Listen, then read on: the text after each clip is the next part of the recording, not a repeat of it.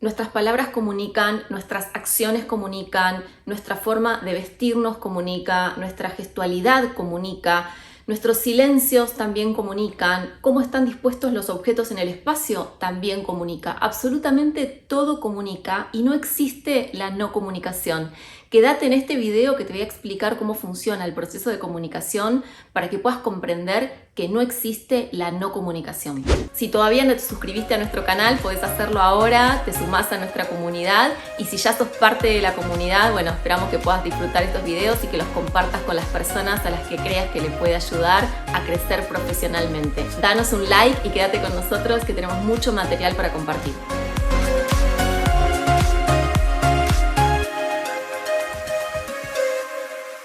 Cuando las personas me consultan, por ejemplo, porque tienen problemas de comunicación, una de las preguntas que yo les hago es, bueno, ¿dónde evidencias que tenés un problema de comunicación? Y la respuesta es, no hay comunicación, no nos comunicamos. Esto me lo dicen con una certeza total de realmente no existe la comunicación entre, por ejemplo, la persona que me habla y otra persona, o mismo cuando se refieren a empresas entre distintas áreas de una misma empresa. Y realmente esto, digamos, que yo entiendo a qué se refieren, seguramente se refieren a una escasa comunicación, a una deficiente comunicación, a una calidad que no es la ideal en cuanto a su comunicación, a la transmisión de los mensajes, al tiempo en el que esa comunicación debería ser dada, bueno, un montón de factores. En realidad ellos lo expresan como no hay comunicación. Por esta expresión es absolutamente inapropiada y es falsa. Ahora les voy a explicar por qué. Porque no podemos hablar de no comunicación. Mientras haya personas interactuando, hay comunicación. Que no sea buena es otro tema, pero no existe la no comunicación. El primer principio de la comunicación nos dice que todo comunica, por lo tanto, es imposible hablar de no comunicación. Para que no haya comunicación, debería no haber contacto en todo caso, pero contacto del más mínimo. Y en todo caso, si nosotros tenemos una relación, pero estamos momentáneamente no hablando, esa ausencia de habla también nos está comunicando algo. Porque mientras haya alguien capaz de significar lo que está pasando, nos estamos comunicando. El silencio, por ejemplo, nos está diciendo algo también. Por lo tanto, hay comunicación a través del silencio. Pero vayamos un poco más profundo para tratar de entender qué queremos decir cuando decimos que todo comunica. Generalmente asociamos la comunicación a las palabras escritas, a las palabras habladas, a todo lo que tiene que ver con el lenguaje verbal, es decir, con las palabras. También asociamos la comunicación a todo el lenguaje no verbal, que ya sabemos que, por ejemplo, la corporalidad, los gestos también comunican, también dicen algo, porque alguien podría estar diciendo que sí con la palabra, pero podría estar diciendo que no con la cabeza, ¿no? A veces el cuerpo dice una cosa, la gestualidad dice una cosa y las palabras dicen otra, y en esta incoherencia, en la medida en que no están alineadas las palabras con el cuerpo, incluso con la emocionalidad, obviamente que ahí hay una incoherencia y yo siempre digo hay que hacerle caso a lo que dice el cuerpo.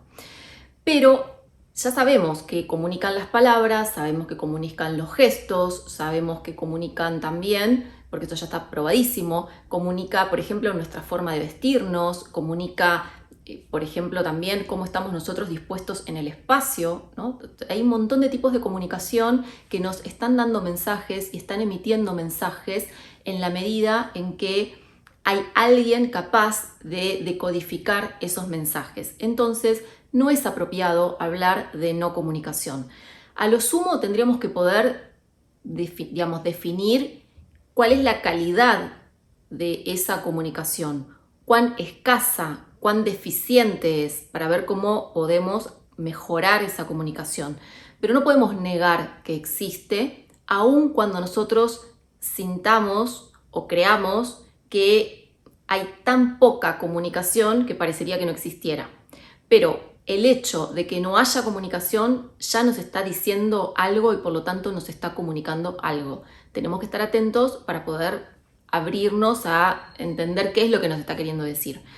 Por eso, cuando alguien dice no hay comunicación, bueno, hay que ser como muy cuidadosos porque seguramente hay comunicación, pero no con las expectativas que se esperan de esa comunicación. Por eso, las personas que trabajamos en comunicación decimos que todo comunica, porque es el primer principio de la teoría de la comunicación es que todo comunica, porque absolutamente todo nos está dando información, nos está dando un mensaje en la medida que hay personas que pueden decodificar estos mensajes. Por eso siempre decimos que hay comunicación, lo que pasa es que hay que entender qué es lo que se nos está comunicando. Les voy a poner un ejemplo muy claro de esto de comunicar en función de, por ejemplo, cómo están dispuestos los objetos o las cosas en el espacio. Por ejemplo, en el caso de las noticias, cuando ustedes entran a un diario online, bueno, en su momento antes eran los diarios en papel o las revistas en papel, cuando quizás eran más masivas y el tipo de consumo era en papel y no digital. Ahí quizás lo podíamos ver con más facilidad, pero también lo podemos ver hoy en los diarios online o en cualquier portal de noticias online, o en cualquier portal en realidad. La información está estructurada de forma tal que lo más visible, lo más importante, vaya arriba, porque esa jerarquización se llama, esto de darle una jerarquía a la información, se la da desde el espacio que ocupa esa información en la pantalla, por ejemplo. Entonces, esto hace que algunas cosas sean más visibles que otras, tengan más importancia que otras, y eso no es inocente, eso está pensado estratégicamente para que haya algo que llegue primero, que tenga más impacto y se jerarquiza no a partir de un mensaje que dice esta noticia es más importante que la otra, sino a partir del espacio físico que se le da a esa noticia en ese portal, por ejemplo. Y así con todo, o sea, cada objeto en el espacio nos está hablando de algo. La disposición de los objetos en el espacio nos está comunicando algo. Los colores también transmiten cosas. Por ejemplo, cuando nosotros estamos vestidos con un determinado color, esos colores transmiten algún tipo de mensaje porque asociamos los colores a, por ejemplo, ciertas cosas. Por ejemplo, el verde lo asociamos a la naturaleza, el rojo lo asociamos a la sangre, el negro lo asociamos a la muerte, el blanco lo asociamos a la pureza. Entonces, todos los colores generalmente nos transmiten algo que nos conecta con algún tipo de emocionalidad. Por eso, por ejemplo, no se recomienda ir a una conversación de negociación vestido de rojo. ¿Por qué? Porque el rojo es un color que provoca pasión, justamente, porque está asociado a la sangre, ¿no? Al peligro también. Está como connota estas dos cosas.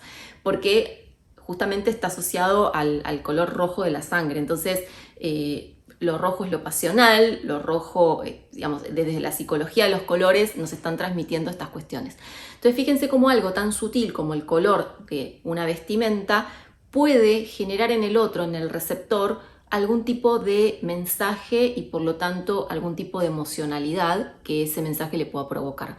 Entonces, estas cosas están súper estudiadas y tenemos que prestarle atención a qué mensajes nos están dando, por ejemplo, la disposición de los objetos en el espacio, el orden, el desorden, ¿no? Hay un montón de cosas que incluso van más allá del orden y del desorden, ¿no? Esto que les decía, por ejemplo, de las jerarquías y qué cosas es más importante y qué cosas son menos importantes en función de quién está diseñando esa estructura comunicacional. Bueno, hay un montón de cuestiones que tienen que ver, por ejemplo, con cómo colocamos las cosas en el espacio. También hay cuestiones vinculadas a lo corporal, hay cuestiones vinculadas a las palabras también. Entonces, es imposible hablar de no comunicación. Quedémonos con esta idea y sepamos que aunque no tengamos la intención de comunicar algo, aún no teniendo esa intención, podemos estar comunicando algo. Porque, de nuevo, mientras haya un otro del otro lado, existe la comunicación, existe la transmisión de los mensajes, existe un receptor que decodifique el mensaje, por lo tanto, existe comunicación. Ahora, habiendo hecho esta salvedad de que todo comunica y que no existe la no comunicación, sí quiero referirme específicamente a estos casos donde las personas no están conformes con la comunicación que están teniendo o con la comunicación que hay en el entorno y refieren, sin tener el conocimiento técnico, que no hay comunicación. Entonces, en esos casos creo que es importante preguntarnos qué es lo que estamos viendo que nos hace pensar que no existe comunicación, para ver qué es lo que nos está comunicando esa situación concreta, que nos lleva a pensar que no hay comunicación cuando en realidad sí la hay. Y entonces la pregunta acá sería, ¿cómo hago para revertir esta situación? ¿No? Entender qué es lo que está pasando para ver cómo lo puedo revertir. Y por otro lado, si estoy en una posición en la que se espera de mí que yo sea un agente portavoz de comunicación, bueno, entender que si tengo gente a cargo, si hay un grupo que me está pidiendo o me demanda una respuesta, ver de qué manera puedo responder a esa inquietud que está teniendo ese grupo conmigo. Porque ¿saben qué pasa cuando las personas nos están demandando comunicación y nosotros no la estamos dando?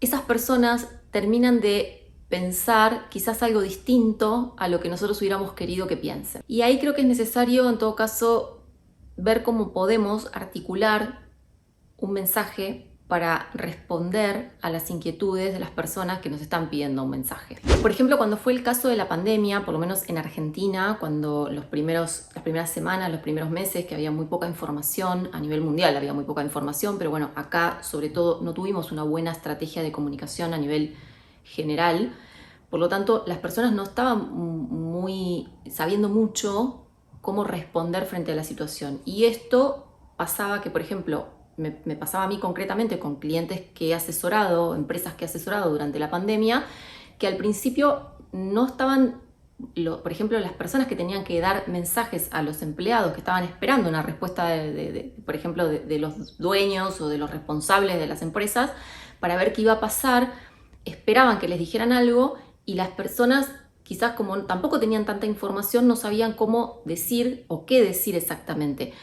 Pero en esos casos estaba claro que había una demanda de información que los colaboradores necesitaban por parte de los directivos de las empresas. Y es cierto que era un momento muy complicado porque bajar un mensaje en ese contexto, sin saber cómo iba a evolucionar todo después, era complejo, pero diría que mucho más complejo la ausencia de información. Es preferible decir, no sabemos todavía cómo va a evolucionar esto, vamos a ir paso a paso, estamos evaluando cómo continuar, y esa presencia ya genera en el otro la sensación, porque además más allá de la sensación es la certeza de que las personas están ocupándose o están pensando en ellos, o que hay del otro lado un alguien que se está ocupando.